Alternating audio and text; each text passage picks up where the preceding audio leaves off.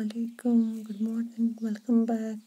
in the Kashmiri class. Today with you, मैं तो sir से ठीक पटवार बताता है से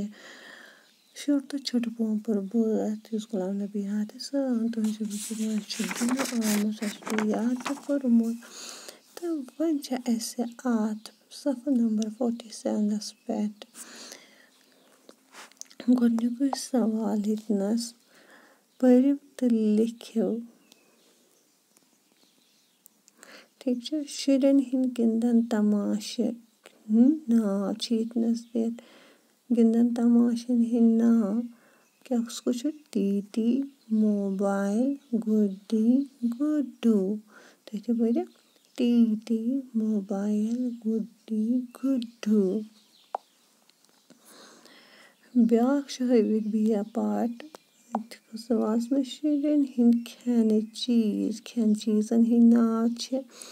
रसना टॉफी चिंगम चॉकलेट इतना पिक्चर्स ते हाँ मज़े बुक पे तो हिंस दिए तो फिर भी सहित खैन चीज़न हिन नाव रसना टॉफी चिंगम चॉकलेट रसना